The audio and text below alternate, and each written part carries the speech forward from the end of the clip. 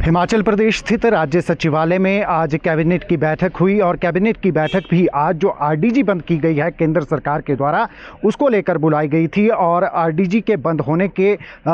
प्रदेश पर क्या प्रभाव पड़ने वाले हैं, प्रदेश की आर्थिकी के ऊपर क्या प्रभाव पड़ने वाले हैं, आगे सरकार को किस तरीके से जो आगे आर्थिक संकट आने वाला है उससे किस तरीके से निपटना है, इसको लेकर कैबिनेट में भी चर्चा हुई। और कैबिनेट के बाद एक डिटेल्ड प्रेजेंटेशन जो है वो वित्त सचिव द्वारा दी गई है। वित्त सचिव ने पूरी स्थिति जो हिमाचल की आर्थिक स्थिति है, कितना हिमाचल अपने संसाधनों से धन जुटाता है और कितना जो आरडीजी बंद होने से नुकसान होना है, उसको लेकर एक प्रेजेंटेशन दी गई है। हालांकि इस प्रेजेंटेशन में सिर्फ कांग्रेस के विधायक ही मौजूद रहे, बीजेपी के विधायकों को भी बुलाया गया था, लेकिन जैसा कि कल बीजेपी की तरफ से बयान आया था कि उनके पूर्व निर्धारित कार्यक्रम थे और पूर्व निर्धारित कार्यक्रमों के चलते जो उन्हें पत्र मिला, इन्विटेशन मिला, वो एक दिन पहले ही मिला, इसलिए वो असमर्थ थे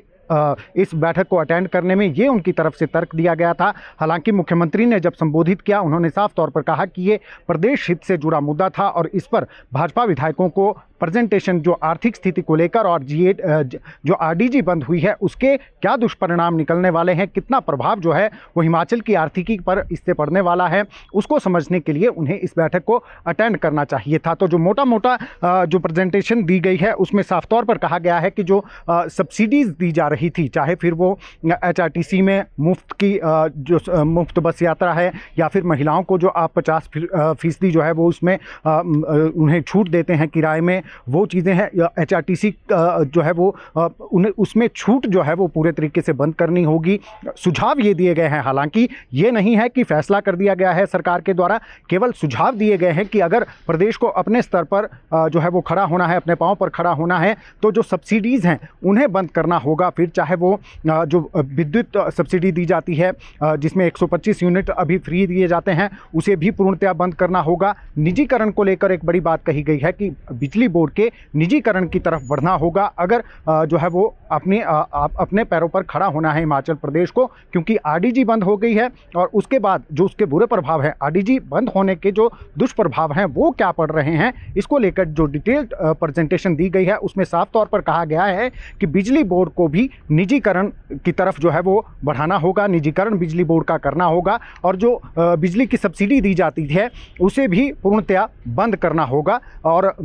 जो है वो रेट्स बिजली बोर्ड को तय करने होंगे ताकि जो है वो उसके स्ट्रेंथ किया जा सके और इकॉनमी जो है वो हिमाचल प्रदेश की सुधारी जा सके। इसके साथ ही हिमकेयर योजना के भी अभी 400 से 500 करोड़ रुपए पेंडिंग है जो देने हैं, उसमें भी असमर्थता जताई है कि अब उसे देने में भी असमर्थ हो जाएगा हिमाचल प्रदेश, क्योंकि हिमकेयर का भी एक बड़ा बिल है जो स्वास्थ्य सुविधा जो दी जाती है हिमाचल प्रदेश के लोगों को, जिसमें 5 लाख रुपए तक का मुफ्त इलाज जो है वो हिमाचल के लोगों को मिलता है और उसके बिल जो है वो सरकार पे करती है। लेकिन उसमें भी कहीं ना कहीं आरडीजी जो बंद हुई है वो बिल भी जो है वो अब सरकार नहीं दे पाएगी। 400 से 500 करोड़ रुपए की लायबिलिटी जो है वो भी अगले वर्ष के लिए जो है वो खिसक जाएगी। इसके साथ ही जो अन्य सारी बातों पर जो प्रकाश डाला गया है उसमें जो है वो कोर्ट के आदेशों के बाद जो, क्योंकि कर्मचारी अपने जो उनके वित्तीय लाभ हैं उनको लेकर अलग अलग विभागों के कर्मचारी कोर्ट में गए हैं, कोर्ट के आदेश भी आए हैं जिसमें 1200 करोड़ रुपए के जो है वो भुगतान है जो कि कर्मचारियों के सरकार को करने हैं, उसमें भी अब सरकार कहीं ना कहीं असमर्थ हो गई है। ये भी जो है वो वित्त विभाग की तरफ से जो प्रेजेंटेशन दी गई है उसमें साफ तौर पर कहा गया है कि जो कर्मचारियों के पेंडेंसी है, जो हाई कोर्ट से ऑर्डर हुए हैं, उच्च न्यायालय से ऑर्डर हुए हैं और वो 1200 करोड़ रुपए की बनती है, उसमें भी असमर्थता कहीं ना कहीं जो इस प्रेजेंटेशन में है वो दर्शाई गई है। और एक साफ तौर पर कहा गया है कि ओपीएस के कारण जो नुकसान हुआ है, ओपीएस के कारण जो स्टेट को नुकसान हुआ है, जो केंद्र से रोकी गई है राशि ओपीएस लागू करने के चलते, उसमें भी जो है वो अब आगामी दिनों में यूपीएस की तरफ बढ़ना होगा। जो केंद्र सरकार की तरफ से नई पेंशन स्कीम लाई गई है उसमें यूपीएस की तरफ कहीं ना कहीं जो है वो सरकार को कदम बढ़ाने होंगे। और इसके साथ ही एचआरटीसी, मैंने आपके सामने पहले ही जिक्र कर दिया कि एचआरटीसी के जो सब्सिडी दी जाती है वो भी बंद करनी होगी, जो मुफ्त यात्रा करवाई जाती है वो भी बंद करनी होगी। पानी को लेकर, पानी के जो बिल्स हैं उसमें भी कहीं ना कहीं मुफ्त में पानी की सप्लाई हिमाचल प्रदेश में की जाती है, वो भी पानी के बिल्स जो हैं वो देने होंगे। और विभाग, जो जल शक्ति विभाग है, वो अपने हिसाब से इन बिलों को ले, अपने हिसाब से बिल जनरेट करे ताकि प्रदेश को आय हो, इस तरफ भी जो है वो जाना होगा। कुल मिलाकर सारी जो सब्सिडीज़ दी जाती हैं, मुफ्त की जो सुविधाएं हिमाचल प्रदेश के लोगों को दी जाती हैं, वो भी कहीं ना कहीं अब जो है वो बंद करने की तरफ बढ़ना होगा। ये जो है वो मुख्य जो बिंदु है इस प्रेजेंटेशन के, उन पर मैं जिक्र कर रहा हूँ आपके साथ कि इस प्रेजेंटेशन में क्या क्या हुआ है। इसके साथ ही जो संस्थान है उसमें भी साफ तौर पर कहा गया है कि जो 30% संस्थान हैं उन्हें भी बंद करना होगा, और कर्मचारी नई भर्तियों को लेकर भी इसमें साफ तौर पर कहा गया है कि अब प्रदेश इस हालत में नहीं होगा कि नई भर्तियां कर सके। विभिन्न विभागों में जो कर्मचारी हैं उनसे ही काम लेना होगा, उनमें ही जो है वो रैशनलाइजेशन करनी होगी। अब नई भर्ती को लेकर जो है वो आगे नहीं बढ़ सकता है। स्टेट जैसे कि रिक्त पड़े अन्य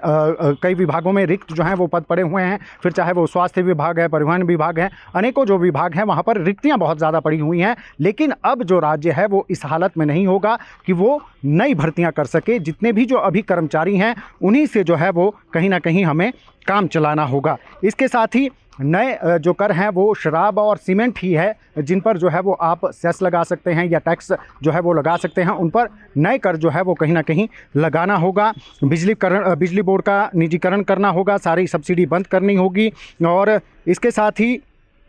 जो 66% वन भूमि है उसको लेकर जो है वो केंद्र के समक्ष अपना पक्ष रखना होगा, क्योंकि हम लंग्स हैं, पूरे नॉर्थ इंडिया को हम जो है वो साफ़ हवा देते हैं। इसके लिए हमें जो है वो उसका हक मिलना चाहिए। इसको लेकर केंद्र के समक्ष आवाज़ उठाई जानी चाहिए। इसके साथ ही जो मुख्यमंत्री ने साफ तौर पर कहा कि हालांकि ये नहीं है कि वो सब्सिडीज़ जो दी जा रही हैं या मुफ्त में जो चीज़ें हिमाचल प्रदेश के लोगों को सेवाएं दी जा रही हैं उन्हें अभी बंद करने वाले हैं, लेकिन ये जो है वो वित्त विभाग की तरफ से सुझाव दिए गए हैं कि अब जो है वो प्रदेश इस हालत में नहीं होगा कि कोई नई विकास कार्य जो है वो किए जाएंगे या नए जो है वो नई योजनाएं शुरू की जाएंगी। प्रदेश स्तर पर केंद्र के ऊपर ही जो है वो डिपेंडेंसी रहेगी, लेकिन केंद्र जो है वो जो पैसे देता है वो योजनाओं के माध्यम से देता है, यानी कि टाइड मनी देता है। लेकिन ये मांग जो है वो केंद्र के समक्ष रखनी होगी कि वो जो हिमाचल प्रदेश को अनटाइड मनी दे, जिस तरीके से आरडीजी मिलती थी, क्योंकि आरडीजी जो है वो अनटाइड मनी होती थी, प्रदेश सरकार उसे अपने स्तर पर कहीं भी जो है वो खर्च कर सकती थी।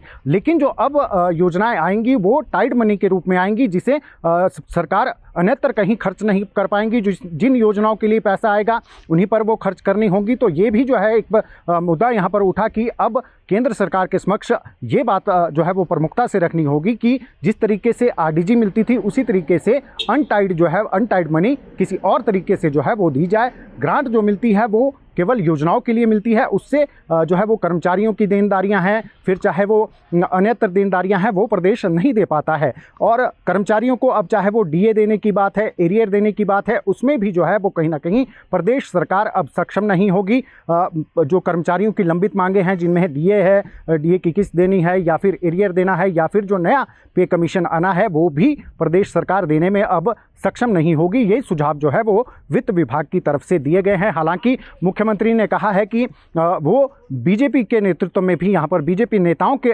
नेतृत्व में भी यहाँ पर केंद्र से मिलने को तैयार है, और खासकर प्रधानमंत्री के पास जो है वो मिलने के लिए जाना होगा। उन्हीं के समक्ष जो है वो हिमाचल प्रदेश की भौगोलिक स्थिति के बारे में चर्चा करनी होगी, क्योंकि हिमाचल प्रदेश का गठन जो है वो इस तरीके से किया गया था क्योंकि वो केंद्र की अनुकंपा पर ही जो है वो पूरा जो है वो चलता था। लेकिन अब जिस तरीके से आरडीजी बंद कर दी गई है तो एक वित्तीय संकट जो है वो, आर्थिक संकट जो है वो हिमाचल प्रदेश के सामने खड़ा हो गया है। उसके लिए प्रधानमंत्री से मुलाकात करनी होगी, और मुख्यमंत्री ने यहाँ पर एक बात कही है कि वो भाजपा नेताओं के नेतृत्व में भी चलने को तैयार हैं, और प्रधानमंत्री के समक्ष इस मुद्दे को पुरजोर तरीके से रखा जाएगा, क्योंकि हिमाचल प्रदेश के पास अपने संसाधन नहीं है कि जिसके दम पर वो अपनी आर्थिक स्थिति को सुधार सके।